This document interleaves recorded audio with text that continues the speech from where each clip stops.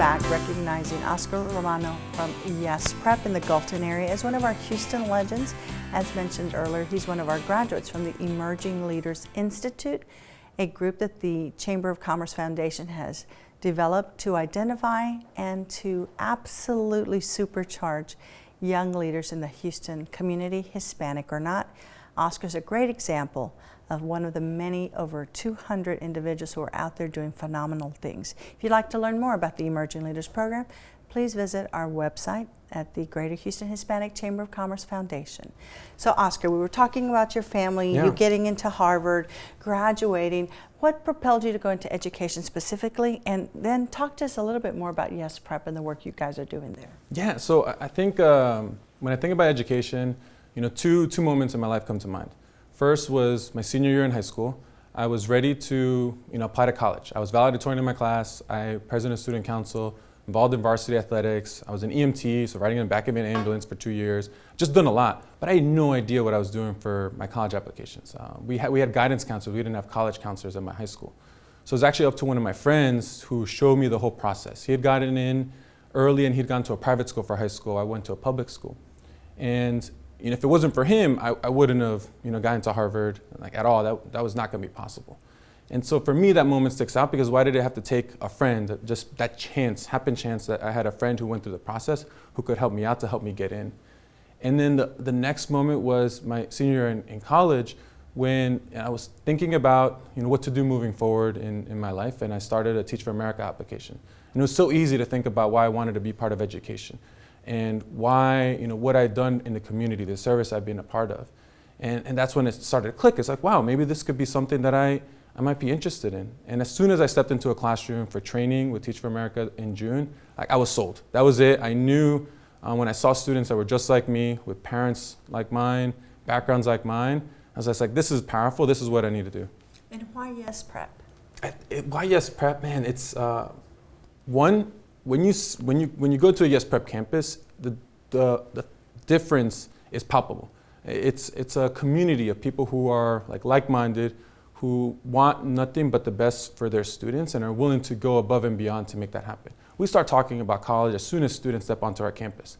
Day one, sixth graders, I talk to them and I say, guys, we're here and I know we're thinking about just getting ready for your first day of middle school, but I want you to start thinking about our goal is to get you to and through college.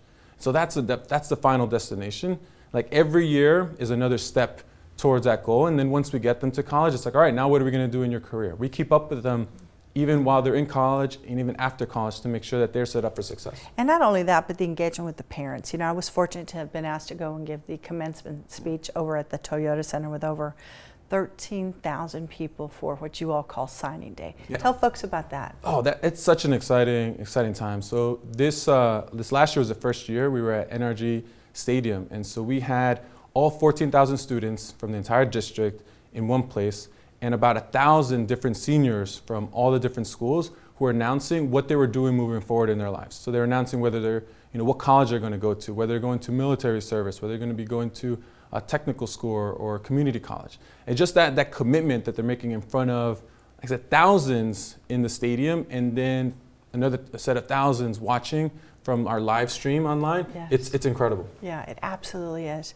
So as someone who is probably one of the youngest people we've had as a Houston legend on our program, what do you have to say to the average Houstonian that has been here, has been a great contributor, has been a community leader about your generation? I believe that my generation, I can speak for myself at least, it's like I want what's best for the community and I want to do right by my community.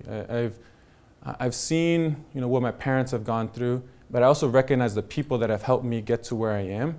And when I talk to other people, other emerging leaders, and we talk about our stories, we can pinpoint different teachers, coaches, mentors, just people who have taken an interest in us. And that's why we're giving back. And that's why we do more for community. That's why we're as active as possible, because we want to pay it forward. And we want to do right by the people who saw something in us, saw that spark, saw that potential, and wanted to build that into a flame. And we want to do the same by others because of what we got done for us.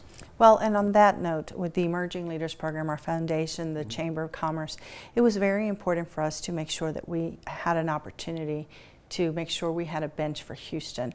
For those who are investors, what might you say to them in terms of what they have done and what it's meant for the community? Yeah, so I think something I hear when I think about Latino leadership, especially in working in schools, they're like, oh, we can't find them. They're not out there. It's like, oh, I don't know where they are.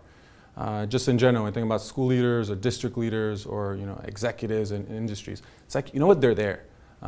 Sometimes they need to be given a shot. Sometimes they need to be developed. Sometimes they just need to be given some time in front of the right people, and then you'd be surprised at what they'd be able to accomplish. So when I think about the Emerging Leaders Institute, Emerging Leaders Institute provides you a space to be able to identify those people who have been vetted through this process and who can perform at the highest of levels and even higher than what you're probably used to. Yeah.